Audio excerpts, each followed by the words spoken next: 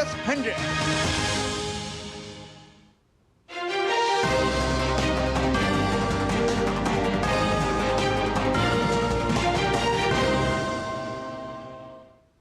नमस्कार, DD news में आपका स्वागत है। मैं हूं चंद्रशेखर जोशी और आइए सबसे पहले आपको दिखाते हैं इस वक्त की हेडलाइंस। देश रंगों का त्योहार होली पूरे हर्षोल्लास के साथ मनाने के लिए तैयार। पूरे उत्साह के साथ किया गया होलिका दहन। राष्ट्रपति, उपराष्ट्रपति और प्रधानमंत्री नरेंद्र मोदी ने दी शुभकामनाएं।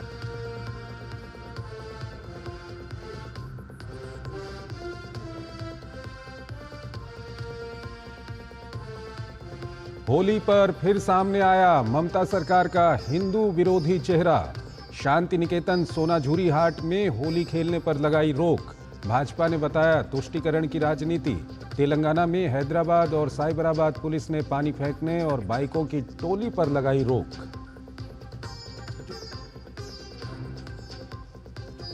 दिल्ली में आयोजित किया गया वेव्स का आउटरीच कार्यक्रम। भारत की रचनात्मक शक्ति को बढ़ावा देना सम्मेलन का उद्देश्य।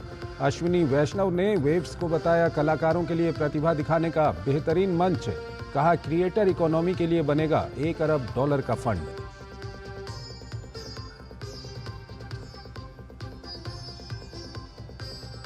पाकिस्तान में फिर सामने आई अल्पसंख्यकों पर जुल्म की दास्तां। तमाम पत्रकारों, महिलाओं और लोगों ने सुनाई दर्द की आप बीती। अमेरिकी सांसदों ने अपने विदेश विभाग से कहा पाकिस्तान से अल्पसंख्यकों की सुरक्षा के लिए उठाए कदम। विश्व पैरा एथलेटिक्स ग्रां प्री 2025 में भारत ने 134 पदक के साथ किया अपने अभियान को समाप्त। न्यूट्रल पैरा एथलीट कंटिजेंट रहा दूसरे पायदान पर। उज्बेकिस्तान ने हासिल किया तीसरा स्थान।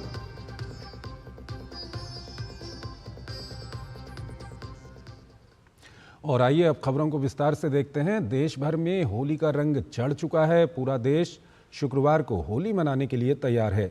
होली की पूर्व संध्या पर देशवासियों ने पूरे उत्साह के साथ होलिका दहन में भाग लिया।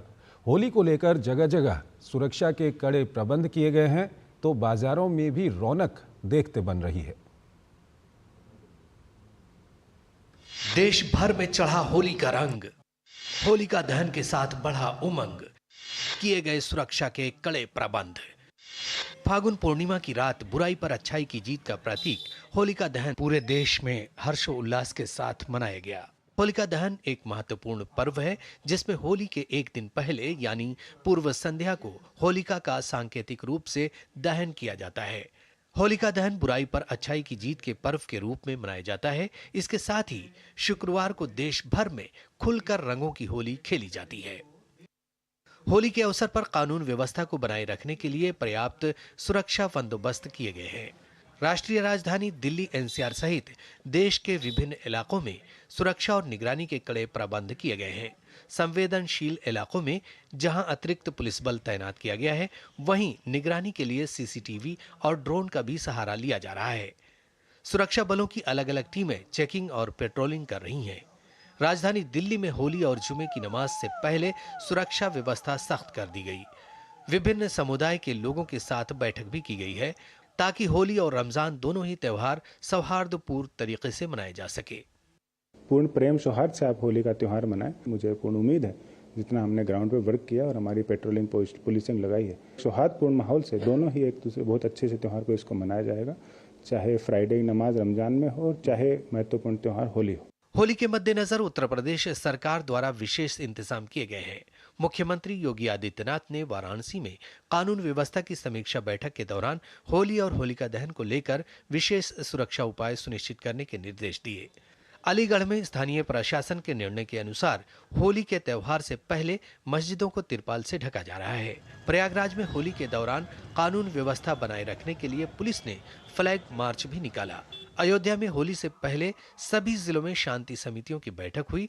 ड्रोन कैमरे और सीसीटीवी से निगरानी की जा रही है। अलग अलग जगहों पर क्यूआरटी को तैनात किया गया है। इसी प्रकार लखनऊ और बरेली सहित कई जगहों पर पुलिस ने फ्लैग मार्च किया। सभी धर्मगुरुओं से मुलाकात कर ली गई है और सभी ने एक राय होकर के बहुत ही सद्भावपूर्वक त्योहार मनाने का आह्वान किया है। मध्य प्रदेश में भोपाल, इंदौर, छतरपुर सहित विभिन्न स्थानों पर सुरक्षा को लेकर व्यापक तैयारियां सुनिश्चित की गई हैं। असामाजिक तत्वों के खिलाफ कार्रवाई की गई है, शांति समितियों के साथ बैठक हुई है और फ्लैग मार्च भी निकाला गया। हर जगह पुलिस ने कार्रवाइयाँ और संवाद भी सुनिश्चित किया है, चाहे थाने स्तर पर हो, चाहे मार्ग के जुलूसों का मार्गों का निरीक्षण हो, समय तय करने की बात हो, मार्ग तय करने की बात हो अलग अलग जुलूस के, तो इसको लेकर के भी व्यापक तैयारियां इसमें की गई हैं। बिहार में होली को लेकर सुरक्षा व्यवस्था चौकस कर दी गई है। सोशल मीडिया पर विशेष नजर रखी जा रही है। हुड़दंगियों और शांति व्यवस्था भंग करने वालों पर विशेष नजर रखी जा रही है। पटना में करीब 600 स्थानों पर दंडाधिकारियों और करीब 5000 जवानों को तैनात किया गया है। जुमे और होली को देखते हुए प्रशासन अलर्ट पर है। मोतिहारी पुलिस भी होली को लेकर सतर्क है। सोशल मीडिया मॉनिटरिंग की जा रही है ताकि किसी भी प्रकार का अफवाह, फेक न्यूज़ या उस तरह के पोस्ट हैं जिससे ज़्यादा से ज़्यादा जनता कम समय में उद्वेलित होकर के कुछ इस तरह की गतिविधि में शामिल ना हो, इसलिए सोशल मीडिया मॉनिटरिंग भी की जा रही है। देश भर में रंग का खुमार चढ़ चुका है। केंद्रीय मंत्री अश्विनी वैष्णव ने एनएमसी में होली मनाई। रंगोत्सव के दौरान जगह जगह होली मिलन के कार्यक्रम भी आयोजित किए जा रहे हैं। बीएसएफ जवानों ने भी होली उत्सव मनाया। Bureau report, TT news. राष्ट्रपति द्रौपदी मुर्मू ने होली की पूर्व संध्या पर देशवासियों को शुभकामनाएं दी हैं। अपने संदेश में राष्ट्रपति श्रीमती मुर्मू ने कहा, होली के पावन अवसर पर मैं भारत और विदेशों में रहने वाले सभी भारतीयों को हार्दिक बधाई और शुभकामनाएं देती हूं। रंगों का त्यौहार होली खुशियां और उत्साह लेकर आता है। ये त्यौहार हमारे जीवन में एकता और भाईचारे की भावना को बढ़ाता है। होली के विविध रंग विविधता में एकता के मूल्यों को दर्शाते हैं। ये त्यौहार बुराई पर अच्छाई की जीत का भी प्रतीक है। ये पर्व हमें अपने आसपास प्रेम और सकारात्मकता फैलाने की सीख देता है। ये रंगों का त्यौहार आपके जीवन को खुशियों और समृद्धि से भर दे। वहीं उपराष्ट्रपति जगदीप धनखड़ ने भी होली की पूर्व संध्या पर देशवासियों को बधाई दी है।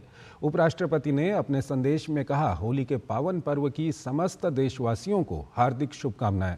होली का पर्व बुराई पर अच्छाई की विजय और बसंत ऋतु के आगमन का प्रतीक है, जो हमें नवीन सोच और सकारात्मक दृष्टिकोण अपनाने की प्रेरणा देता है।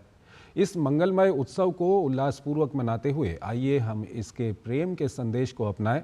होली के जीवंत रंग हमें भारत की सांस्कृतिक विविधता की याद दिलाते हैं, जो इन रंगों की तरह एक साथ मिलकर हमारे देश की अद्भुत छवि अनेकता में एकता को प्रस्तुत करते हैं। इस होली पर हम संकल्प लें कि हमारे विचार करुणा से रंगे हों, हमारे कर्म मानवता की सेवा में समर्पित हों और हमारी सोच राष्ट्र के सुनहरे भविष्य की ओर केंद्रित हो। वहीं प्रधानमंत्री नरेंद्र मोदी ने होली के अवसर पर देशवासियों को बधाई दी है। प्रधानमंत्री ने एक्स पर लिखे अपने एक पोस्ट में लिखा, आप सभी को होली की ढेरों शुभकामनाएं। हर्ष और उल्लास से भरा ये पावन पर्व हर किसी के जीवन में नई उमंग और ऊर्जा का संचार करने के साथ ही देशवासियों की एकता के रंग को और प्रगाढ़ करे, यही कामना है। शुक्रवार को पूरे देश में होली खेली जाएगी, लेकिन उससे पहले ही कई शहरों में अभी से होली की उमंग दिखने लगी है, जिसके चलते बड़ी संख्या में गुरुवार से ही होली खेलने की तस्वीरें सामने आई हैं। मथुरा, वृंदावन में एक सप्ताह पहले ही होली शुरू हो चुकी है, तो तमाम जगहों पर होली मिलन समारोह भी आयोजित किए जा रहे हैं।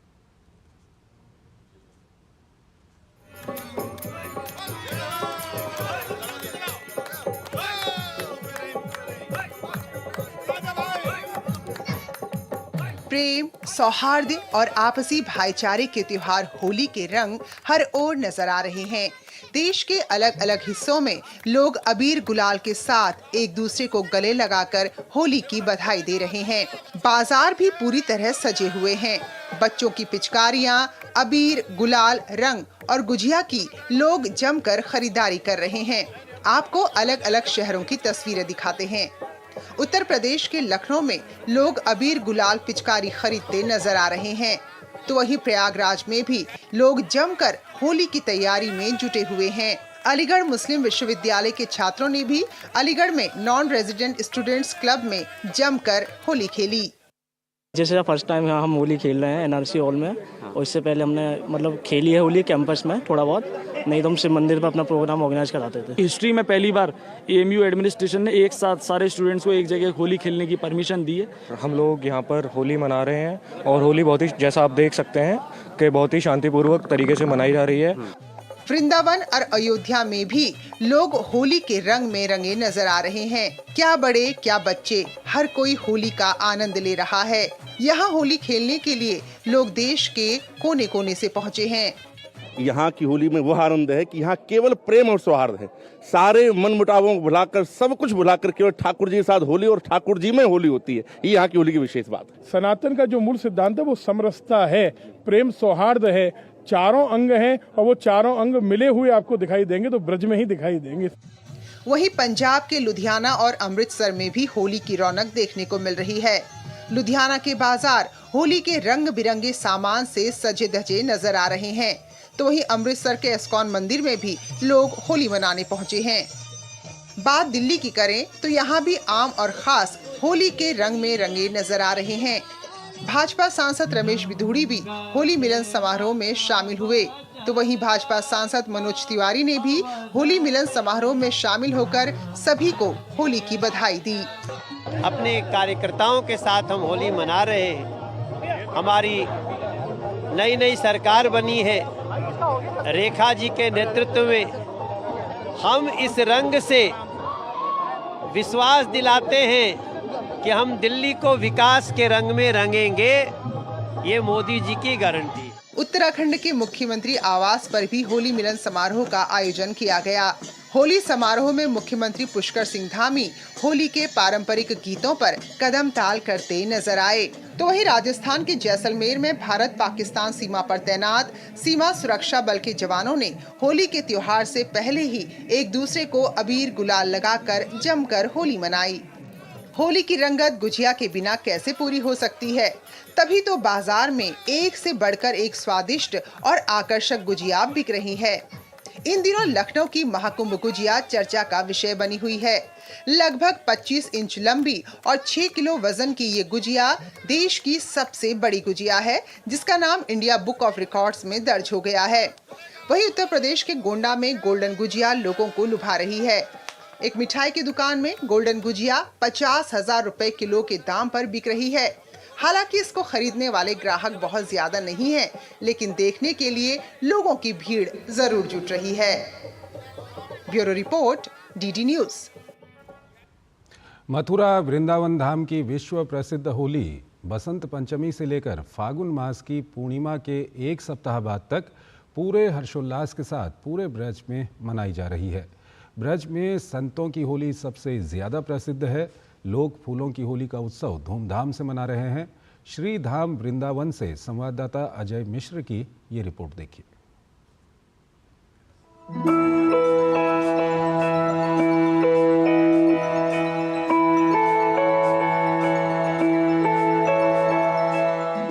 वृंदावन की होली पूरी दुनिया में सबसे निराली है। जहां भारत में होली खेली जाती है तो वृंदावन में होता है होरा, उल्लास का होरा, आनंद का होरा।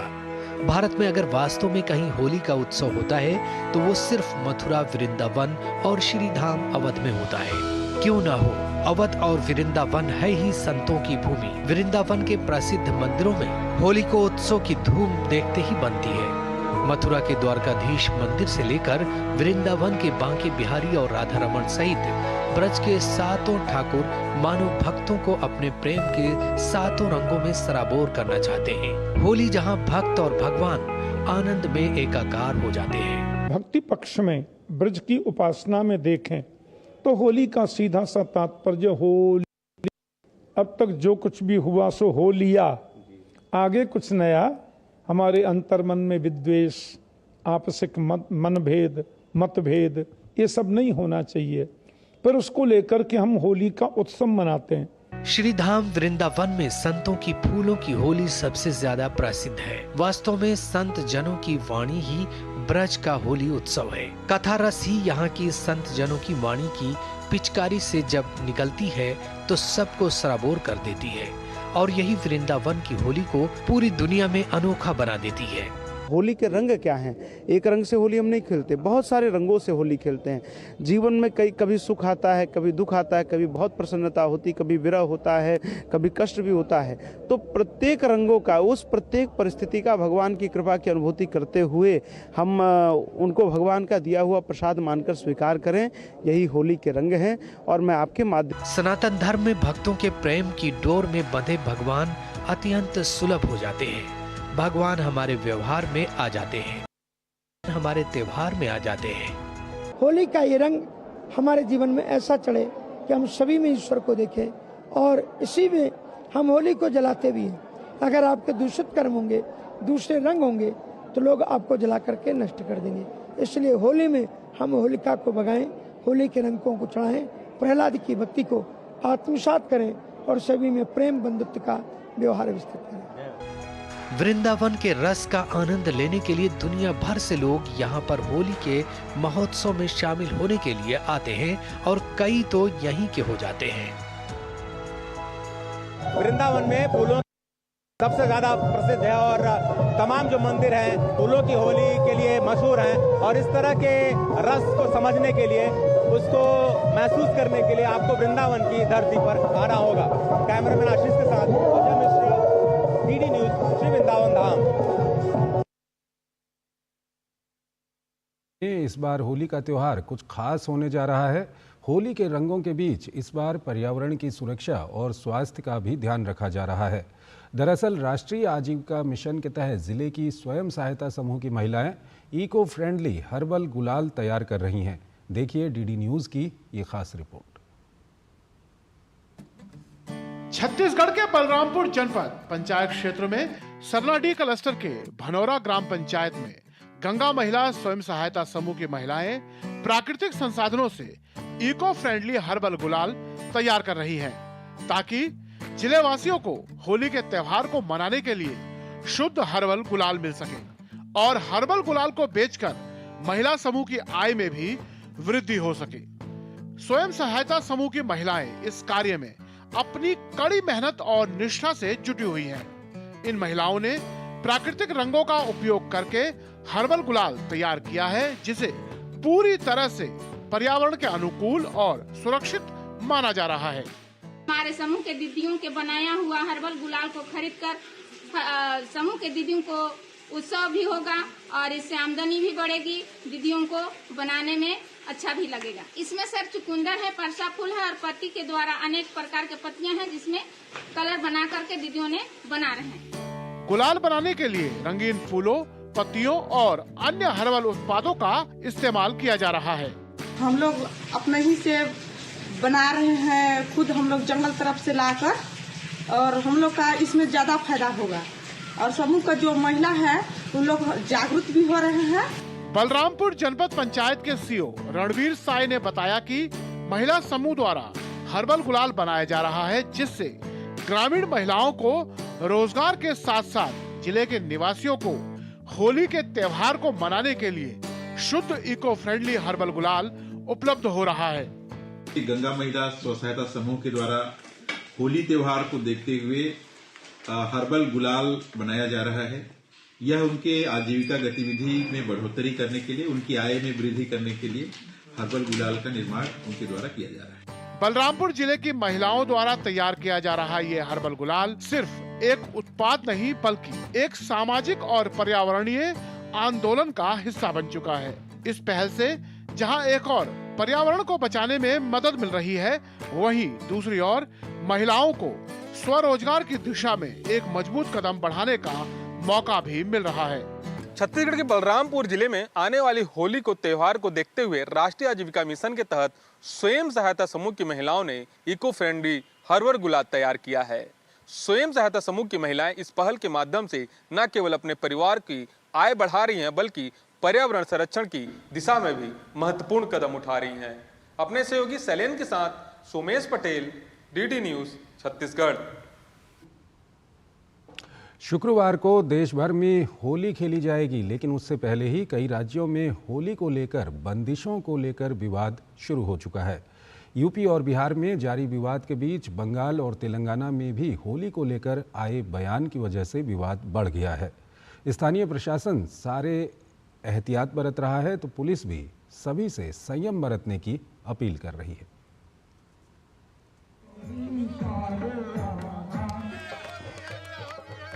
होली के रंग देश भर में फैले हुए हैं। देश भर के लोग रंग और गुलाल से सराबोर हो रहे हैं। इन सब के बीच पश्चिम बंगाल की ममता सरकार के एक फैसले से विवाद हो गया है। पश्चिम बंगाल सरकार ने इस साल बीरभूम जिले के शांति निकेतन में लोकप्रिय सोनाझुरी हाट पर होली समारोह पर प्रतिबंध लगा दिया है ताकि वन क्षेत्र में हरियाली को कोई नुकसान ना पहुंचे। बीजेपी ने इस फैसले का विरोध करते हुए ममता सरकार पर हमला बोल दिया है। 10 बजे के अंदर शांति निकेतन का बसंत उत्सव इस बार खत्म कर दीजिए।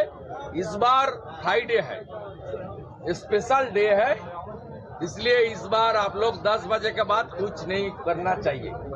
ये पहले बार बंगाल में हो रहा है। पश्चिम बंगाल की सरकार अपीसमेंट पॉलिटिक्स कर रही है और ऐसा नहीं कि पहली बार कर रही है, बहुत पहले से ही इस अपीसमेंट पॉलिटिक्स ममता बनर्जी कर रही है, क्योंकि ममता बनर्जी को पता है कि जो मुस्लिम फेनेटिक वोट बैंक है उनका, जमात के साथ जिनका सरोकार है, जो बांग्लादेश के बहुत सारे ऐसे ऑर्गेनाइजेशन हैं जो इस पर भी स्लीपर सेल की तरह काम करते हैं, इन सब का हेल्प मिलता है उनसे इलेक्शन के समय में। हालांकि जब विवाद बढ़ा तो ममता सरकार ने सफाई दी कि ये केवल एक अनुरोध है। हम लोग कोई भी होली खेलने से कोई बैन नहीं किए, इसको हम लोग बस रिक्वेस्ट कर सकते हैं कि क्योंकि पेड़ पौधा को सही रखने के लिए हम लोग को थोड़ा तो चिंता होता ही है उस जगह से। सोनाझुरी हाट विश्व भारती के शांति निकेतन परिसर के पास स्थित है, जो एक यूनेस्को धरोहर स्थल है। इलाके में कई बैनर लगाए गए हैं जिनमें लोगों से अनुरोध किया गया है कि वे वहां ना तो वाहन खड़ा करें और ना ही रंगों का त्योहार मनाएं। आगंतुकों से होली उत्सव का वीडियो नहीं बनाने का भी अनुरोध किया गया है। उधर तेलंगाना में हैदराबाद और साइबराबाद पुलिस ने होली को लेकर गाइडलाइन जारी की है। सरकार ने जबरन रंग लगाने, पानी फेंकने और बाइकों की टोली निकालकर घूमने पर प्रतिबंध लगाया है। होली पर सियासी बवाल संभल में भी है। दरअसल हाल में संभल में हुई घटनाओं के बाद संभल में वर्षों बाद खुलकर होली उत्सव मनाने के लिए लोग उत्सुक हैं। कई जगहों पर बरसों बाद लोग होली खेल रहे हैं। यहाँ बहुत ही ज्यादा उत्साह है, उल्लास से होली खेली जा रही है। जितने लोग आप देख रहे हैं यहाँ सब युवा हैं, इन्होंने अपने पैदा होने के पहले के मंदिर इनके बंद है। आज इतने लोग खुश हैं, इतना तो उत्साहित है। पूरे शहर में होली मनाई जा रही है और कार्तिकेय मंदिर पर एक विशेष होली मनाई जा रही है। यहाँ भगवा होली खेली जा रही है और समस्त समाज यहाँ इकट्ठा है। जुमे की नमाज और होली को देखते हुए खास चौकसी बरती जा रही है। स्थानीय प्रशासन ने जुमे की नमाज और होली के लिए अलग अलग समय की व्यवस्था की है। संभल के शाही जामा मस्जिद में जुमे की नमाज 2:30 बजे होगी। तमाम मस्जिदों को तिरपाल से ढक दिया गया है। जामा मस्जिद हमारे पीछे आप ठीक यहाँ पर देख सकते हैं, इसे कवर किया गया है। इस तरीके से संभल जिले की लगभग इस कस्बे में पड़ने वाली 11 मस्जिदों को तिरपाल से या बरसातियों से कवर किया गया है। हालात को देखते हुए होली के त्योहार से पहले बड़ी संख्या में पुलिस कर्मियों ने फ्लैग मार्च निकाला। खगुसराय स्थित तारकेश्वर महादेव मंदिर पर पूरी तरह शांति व्यवस्था है और पर्याप्त पुलिस बल लगाया गया है और लोग उल्लास के साथ होली खेल रहे हैं और किसी में भी किसी प्रकार का कोई भय नहीं है और होली कुशलतापूर्वक खेली जा रही है। प्रशासन ने हिंदू और मुस्लिम दोनों समुदायों से भाईचारे के साथ त्योहार मनाने की अपील की है। हम सबको इस पवित्र अवसर पर शांति और सौहार्द बनाए रखना चाहिए ताकि सब एक साथ मिलकर इन त्योहारों को धूमधाम से मना सकें। Bureau report, DD news. Hindi विरोध के नाम पर तमिलनाडु लंबे समय से केंद्र सरकार के साथ संघर्ष के मूड में नजर आ रहा है। नई शिक्षा नीति को लेकर डीएमके सरकार लगातार विरोध कर रही है तो गुरुवार को स्टालिन सरकार ने हिंदी के रुपये के राष्ट्रीय चिन्ह को बदलकर अपने बजट में तमिल लिपि में कर दिया। स्टालिन सरकार के इस कदम के बाद बीजेपी ने डीएमके पर जमकर हमला बोला है। तमिलनाडु में त्रिभाषा विवाद के बीच डीएमके सरकार ने एक और विवाद को जन्म दे दिया है। तमिलनाडु की स्टालिन सरकार ने राज्य के बजट से रुपए का सिंबल बदलकर तमिल भाषा में कर दिया है। स्टालिन सरकार ने 2025-26 के बजट में रुपए का सिंबल बदलकर तमिल लिपि के अक्षर में कर दिया है। डीएमके ने नए सिंबल का एक वीडियो भी जारी किया है। इस मुद्दे पर भाजपा ने डीएमके सरकार को जमकर घेरा। बीजेपी के नेता तमिलिसाई सुंदरराजन ने कहा कि डीएमके का ये कदम राष्ट्रीय चिन्ह का अपमान है। केंद्र और राज्य के कई वर्षों तक सत्ता में रहने के समय डीएमके ने कभी ऐसा नहीं किया। अब वो इस प्रकार के प्रयासों से अपनी सरकार की कमियां छुपाना चाहते हैं। totally Stalin government is deviating their concentration of the focus of the people from their failure.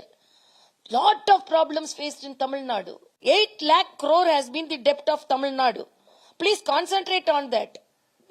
People should feel sorry to select this government. Where is the issue of delimitation and why they want to go to the other states, as if other states leaders are ignorant about that. If it is going to be implemented, there will be discussion in the parliament. There will be open discussion within the all-party meeting. Why can't they wait for that? So they are distressed. They are in distress. DMK is in distress. Tamil Nadu Bhajpa के अध्यक्ष के अन्नामलाई ने भी social media पर प्रतिक्रिया दी है। उन्होंने लिखा है कि 2025-26 के लिए डीएमके सरकार का राज्य बजट एक तमिल द्वारा डिजाइन किए गए रुपए के प्रतीक को बदल देता है, जिसे पूरे भारत ने अपनाया और हमारी मुद्रा में शामिल किया था। प्रतीक को डिजाइन करने वाले थिरु उदय कुमार डीएमके के एक पूर्व विधायक के बेटे हैं। अन्नामलाई ने अपने संदेश में स्टालिन को ऐसा करने के लिए मूर्ख भी लिखा है। रुपए के सिंबल को बदलने के पीछे स्टालिन सरकार का हिंदी भाषा को लेकर छेड़ा गया विवाद है, जिसे वो लंबे समय से हवा देने की कोशिश कर रहे हैं। नई शिक्षा नीति में 3 भाषाओं में पढ़ाई कराने का नियम है, जिसमें किसी भी भाषा को विकल्प के रूप में अपनाया जा सकता है। लेकिन डीएमके सरकार आगामी विधानसभा चुनाव से पहले हिंदी विरोध के मुद्दे के नाम पर त्रिभाषा विवाद पैदा कर रही है, जिसके चलते ही स्टालिन सरकार ने रुपए के राष्ट्रीय चिन्ह को बदलने का काम किया है। Bureau report, TD news. बुराई पर अच्छाई की जीत के रूप में मनाया जाने वाला होलिका दहन पर्व को पूरे देश में धूमधाम के साथ मनाया गया। दिल्ली, महाराष्ट्र, उत्तर प्रदेश, कोलकाता, मध्य प्रदेश सहित देश के अन्य भागों में लोगों ने परंपरागत विधि विधान के साथ होलिका दहन किया। इस दौरान श्रद्धालुओं ने पूरे विधि विधान से होलिका की परिक्रमा कर परिवार की सुख समृद्धि की प्रार्थना की। होलिका दहन के अवसर पर मध्य प्रदेश के मुख्यमंत्री मोहन यादव ने कहा कि पीएम मोदी के नेतृत्व में स्वर्णिम काल चल रहा है, जिसमें हमारी संस्कृति के एक एक त्योहार का आनंद मिल रहा है और सच्चे अर्थों में हम इसके मतलब को भी समझ रहे हैं। आंध्र प्रदेश में सरकार बदलने के बाद पूर्व मुख्यमंत्री वाईएसआर जगनमोहन रेड्डी अपने आलीशान महल को लेकर इन दिनों सुर्खियों में हैं। इस महल को जगन पैलेस या जगन महल के नाम से जाना जा रहा है और इसकी लागत 452 करोड़ रुपए बताई जा रही है। ये महल विशाखापट्टनम के ऋषिकोंडा हिल पर समुद्र तट के पास स्थित है और इसकी भव्यता देखकर कोई भी चौंक सकता है। जगन पैलेस में कई अत्याधुनिक और सुपर लग्जरी सुविधाएं मौजूद हैं। इस महल में 12 लग्जरी बेडरूम हैं और प्रत्येक बेडरूम में शानदार सुविधाएं दी गई हैं। इसके अलावा महल में एक विशाल थिएटर हॉल, 200 झूमर और लाखों रुपये की लागत वाले स्पा सेंटर और मसाज टेबल भी हैं। दिल्ली के पूर्व मंत्री मनीष सिसोदिया की मुश्किलें और बढ़ती जा रही हैं। दिल्ली के उपराज्यपाल ने मनीष सिसोदिया के खिलाफ भ्रष्टाचार के मामले में आगे की कार्रवाई को मंजूरी दे दी है। उनके साथ दिल्ली के पूर्व मंत्री सत्येंद्र जैन के खिलाफ भी उपराज्यपाल ने कार्रवाई को मंजूरी दी है। महाराष्ट्र के मुख्यमंत्री देवेंद्र फडणवीस दिल्ली दौरे पर हैं। मुख्यमंत्री देवेंद्र फडणवीस ने प्रधानमंत्री नरेंद्र मोदी से मुलाकात की। इस दौरान उन्होंने प्रधानमंत्री से विभिन्न मुद्दों पर चर्चा की। प्रधानमंत्री नरेंद्र मोदी को बुधवार को मॉरिशस का सर्वोच्च नागरिक सम्मान मिला। इससे पहले भी पीएम को कितने ही देश अपना सर्वोच्च अवार्ड प्रदान कर चुके हैं। दरअसल एक वैश्विक नेता के तौर पर पीएम की इस पहचान के पीछे है शांति और संपूर्ण मानव जाति के कल्याण का उनका विजन। पीएम ने वैश्विक चुनौतियों से निपटने और मिलकर आगे बढ़ने के लिए दुनिया को राह दिखाई है। पीएम के इस दृष्टिकोण को आज पूरा विश्व सराह रहा है।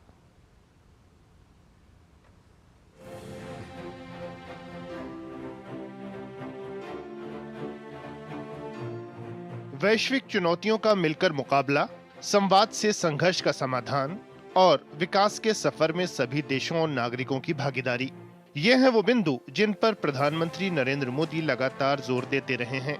बीते एक दशक में हर एक वैश्विक मंच पर पीएम के संबोधन में यही भावना नजर आई है। जब जब पीएम बोलते हैं, पूरी दुनिया गौर से सुनती है। समावेशी विकास, संवाद और पर्यावरण संरक्षण को लेकर पीएम के संदेश और प्रयासों की वजह से उनकी पहचान दुनिया को राह दिखाने वाले वैश्विक नेता की है। यही वजह है कि पीएम को कितने ही देशों के सर्वोच्च सम्मान प्रदान किए गए हैं। पिछले कुछ महीनों की ही बात करें तो पीएम को 7 शीर्ष सम्मान मिल चुके हैं। पिछले साल जुलाई में पीएम को रूस के राष्ट्रपति व्लादिमीर पुतिन ने देश का सर्वोच्च नागरिक सम्मान दिया। PM Modi the order of saint Andrew the apostle से सम्मानित होने वाले पहले भारतीय हैं।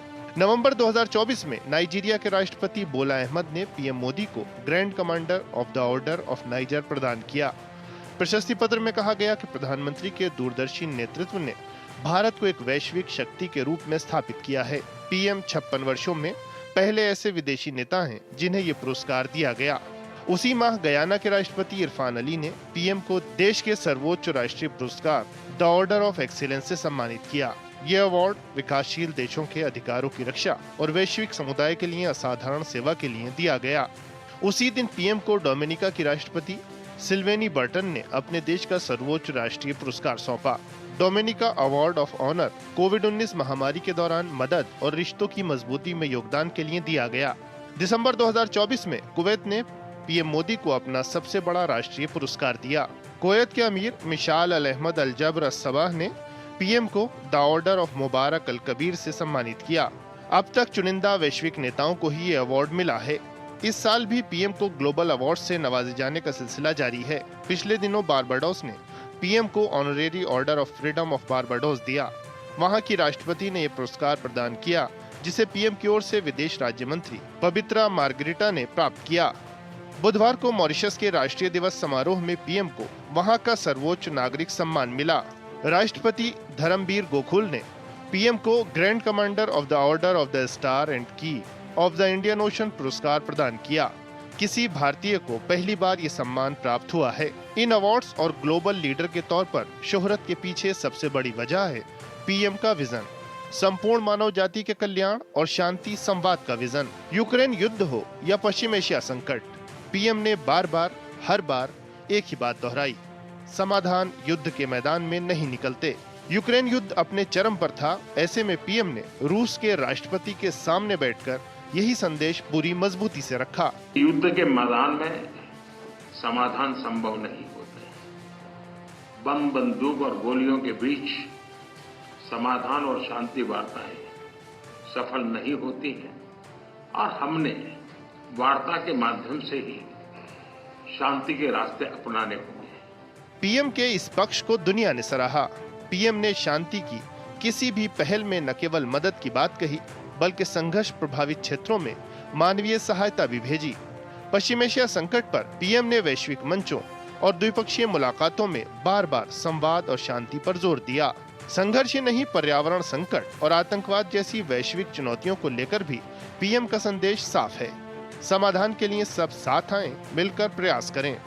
इतना ही नहीं, आधुनिक तकनीक से भविष्य में उपजने वाली चुनौतियों के लिए भी दुनिया एकजुट होकर कदम उठाए।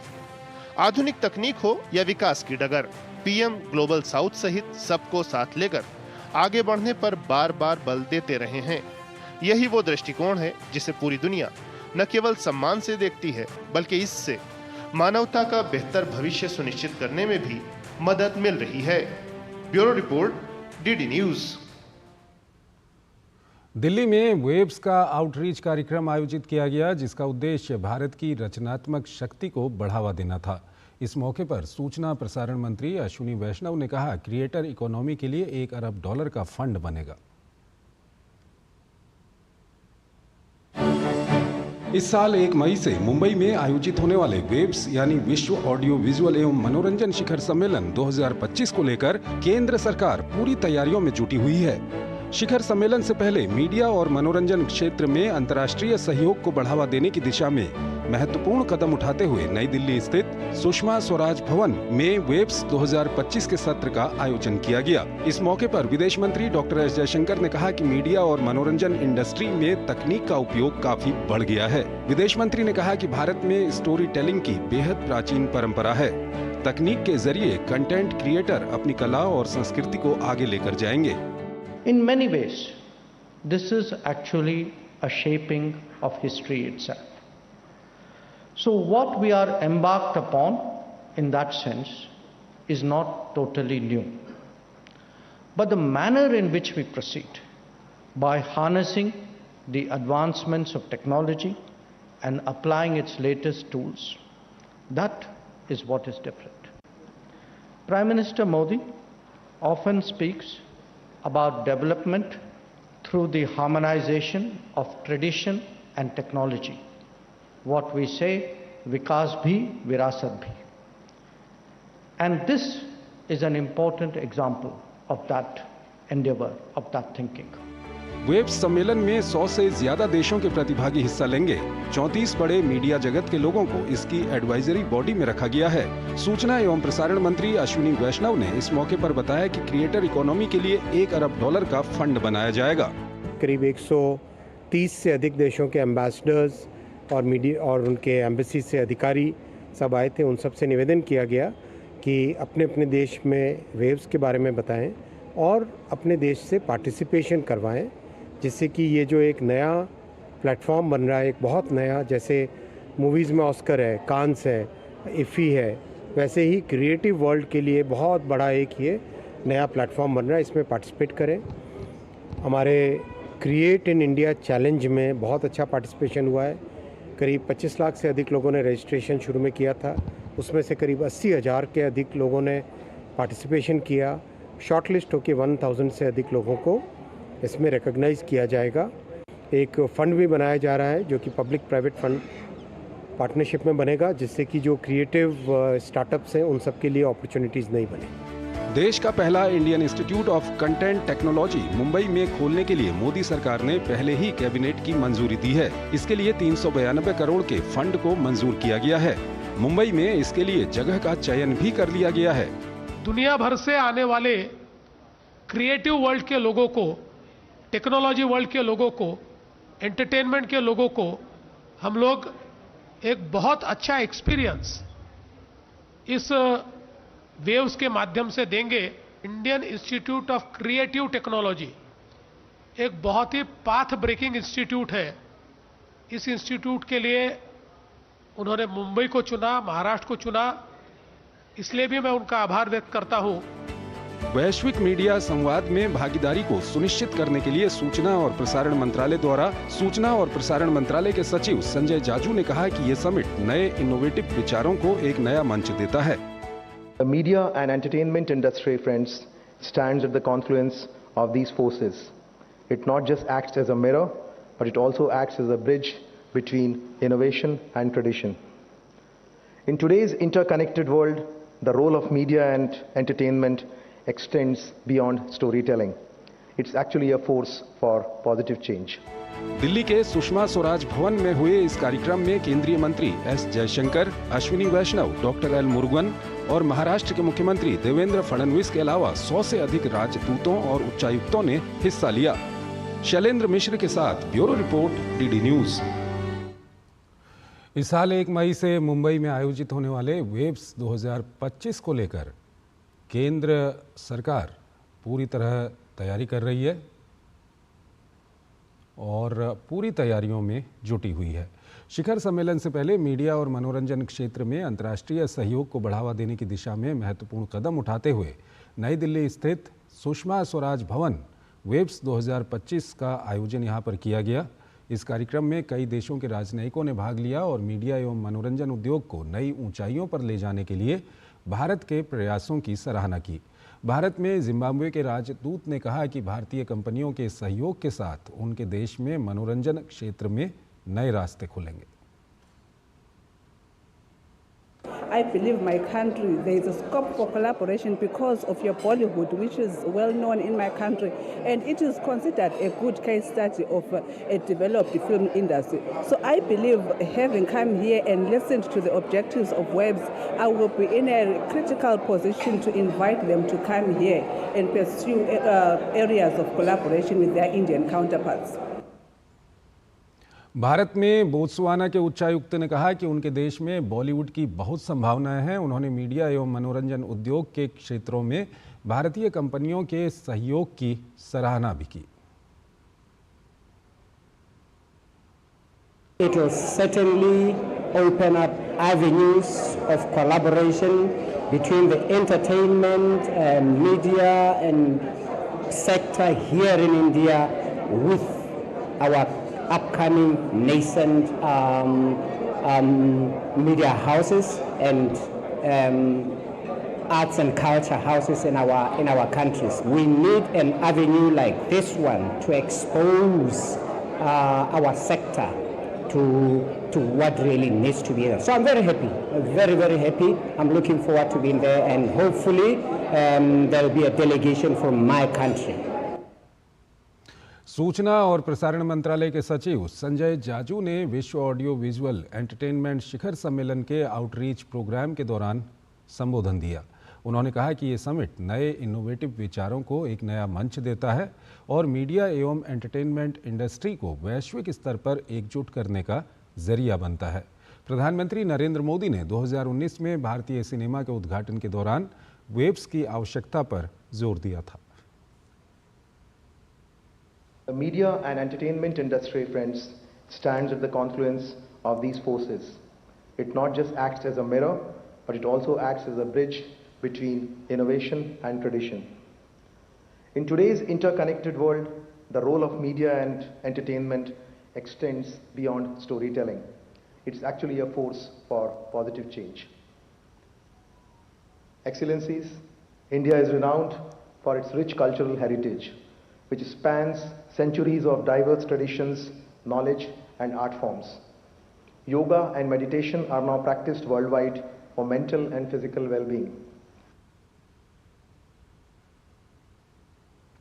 वेब समिट 2025 को लेकर सीईओ अचल मल्होत्रा ने इसे मीडिया और एंटरटेनमेंट जगत के लिए एक बड़ा मंच बताया है। उन्होंने कहा कि ये समिट विभिन्न क्षेत्रों के विशेषज्ञों और वैश्विक नेताओं को एक मंच पर लाने का कार्य करेगी, जहां मीडिया, गेमिंग, ऑडियो विजुअल और ओटीटी प्लेटफॉर्म पर नई तकनीकों के प्रभाव पर चर्चा होगी। वेव्स एक कन्वर्जेंस इवेंट है जो मीडिया और एंटरटेनमेंट के सारे पहलुओं को एक साथ जोड़ेगा। इसमें मीडिया और एंटरटेनमेंट के ऊपर टेक्नोलॉजी का जो इम्पैक्ट है उसको मायने रखते हुए वेव्स के कंपोनेंट्स जैसे कि गेमिंग, ऑडियो विजुअल सेक्टर में एवीजीसी सेक्टर हुआ और ओटीटी चैनल्स हुए, सबको एकत्रित करके एक कन्वर्जेंस समिट विश्व भर से इन सब के मुख्य संचालकों को बुलाया जाएगा और एक चर्चा का विषय इस समिट के द्वारा उभरेगा। इसी के साथ वेब सीईओ अचल मल्होत्रा ने बताया कि विश्व ऑडियो विजुअल एंटरटेनमेंट शिखर सम्मेलन की परिकल्पना प्रधानमंत्री नरेंद्र मोदी ने 2019 में की थी और इसमें विभिन्न स्तरों पर कई प्रमुख घटकों को शामिल किया गया है। वेव्स की कल्पना 2019 में माननीय प्रधानमंत्री जी ने करी थी। वेव्स ग्लोबल समिट में कंपोनेंट्स कई स्तरों पे हैं। एक सीईओज राउंड टेबल होगी। विश्व भर से पॉलिसी मेकर्स और डिसीजन मेकर्स आके ग्लोबल मीडिया डायलॉग में पार्टिसिपेट करेंगे। गेमिंग आर्केड में गेमिंग कंपनीज़ अपने प्रोडक्ट्स डिस्प्ले करेंगी। टेक्नोलॉजी कंपनीज़ क्रिएटिविटी के फील्ड में कैसे सपोर्ट प्रोवाइड करेंगे और क्या क्या नए प्रोडक्ट्स आएंगे इस क्रिएटिविटी के फील्ड में, इस सब की एक प्रदर्शनी होगी। अगर आप विज्ञापन, digital media, social media platform से जुड़े हैं तो वेब्स आपके लिए है। आपकी प्रतिभा को एक बेहतरीन मंच देता है। आप वेब्स से जुड़ें और रजिस्ट्रेशन करें।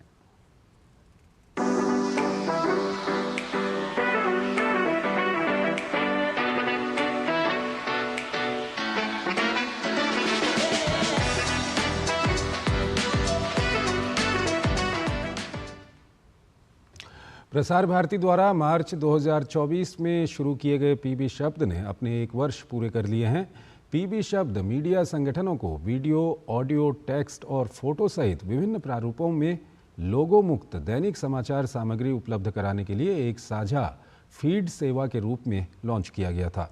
पीबी शब्द के 1 वर्ष पूरे करने के अवसर पर प्रसार भारती ने मार्च 2026 तक निःशुल्क करने की इसको घोषणा की थी। पीबी शब्द 1500 से ज़्यादा रिपोर्टरों, संवाददाताओं और स्टिंगरों की मदद से भारत के हर कोने से ताज़ा खबरें पेश करता है। कृषि, तकनीक, विदेशी मामले और राजनीतिक घटनाक्रम जैसी 50 से ज़्यादा समाचार श्रेणियों को कवर करने वाली 1000 से ज़्यादा कहानियाँ क्षेत्रीय समाचार इकाइयों RNU और मुख्यालयों से संयुक्त रूप से सभी प्रमुख भारतीय भाषाओं में रोजाना उपलब्ध की जाती है।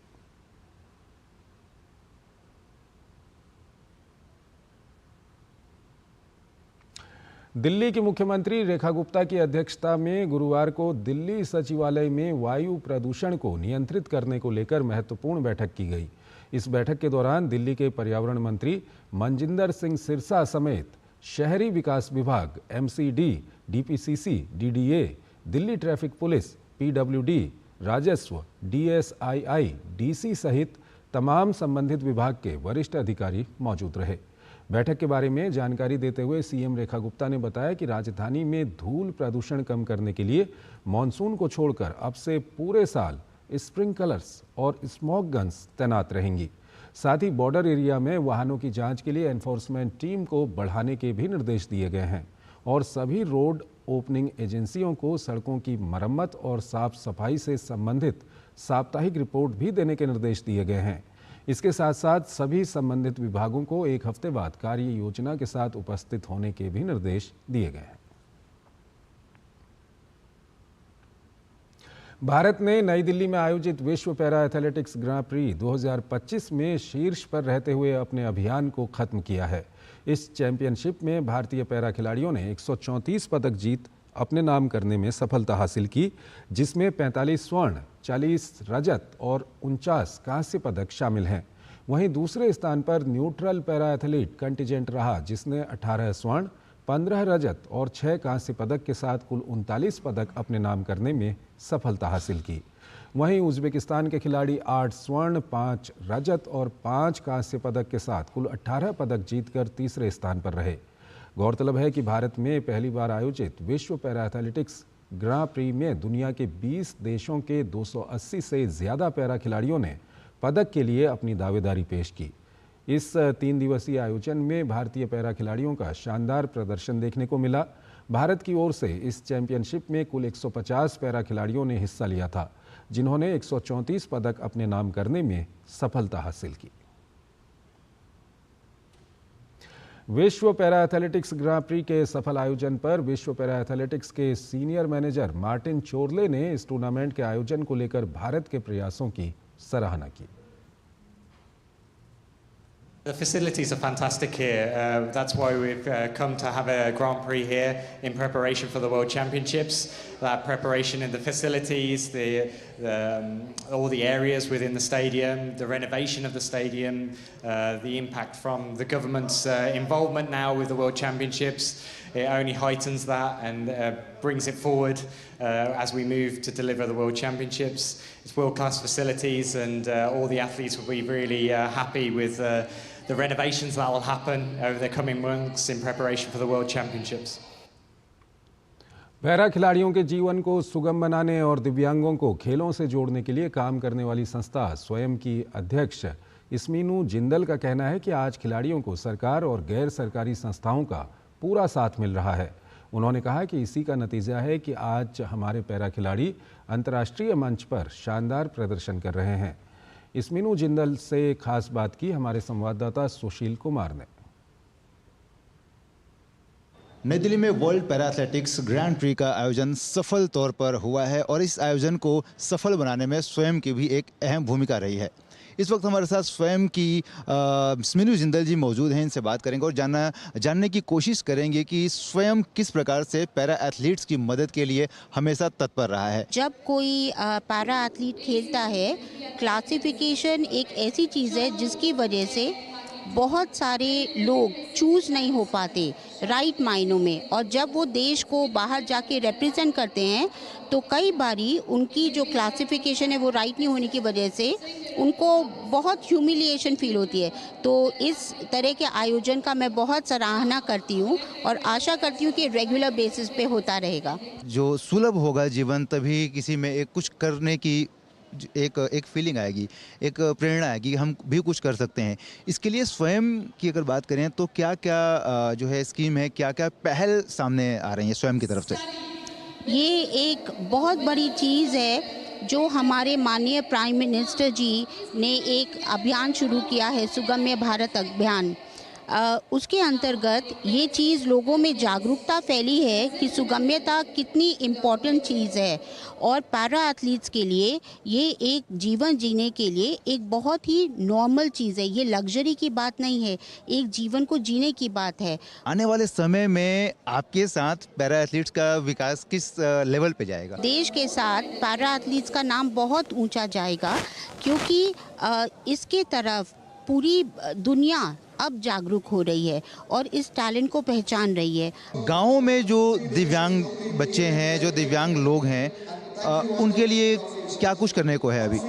स्वयं ने एक्सेसिबल टॉयलेट के माध्यम से, एक्सेसिबल फैमिली टॉयलेट के माध्यम से करीब 11 स्टेट्स में काम किया और हमें वहाँ बहुत सक्सेस देखने को मिली।